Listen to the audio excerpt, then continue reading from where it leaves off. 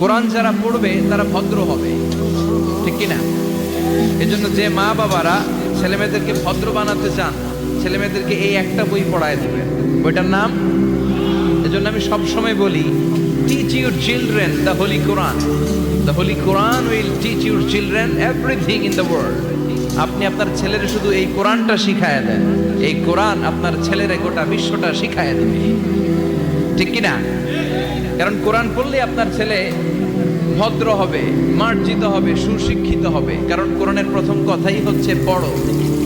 কোরআনের প্রথম কথা কি? মুসলমানদের না পড়ে উপায় আছে? কথা বলেন। আপনার যখন মন ভালো থাকবে আপনি পড়বেন, আপনার মন খারাপ কখনো পড়বেন। সুস্থ আছেন পড়েন, অসুস্থ পড়েন, দেশে আছেন পড়েন, দেশের বাইরে পড়েন, মারা যাচ্ছেন তখনও পড়বেন, পড়তে পড়তে মরবেন, ঠিক কিনা? অনেকে বলবে হুজুর মরতে আসি আবার কি পড়বো? তখন পড়বেন লা ইলাহা মুহাম্মাদুর। কোরআনের প্রথম কথা হচ্ছে ইকরা। কোরআনের প্রথম কথা কি? Read in the name of your Lord who has created. পড়ো তোমার প্রভুর নামে যিনি তোমায় শিখিয়েছেন।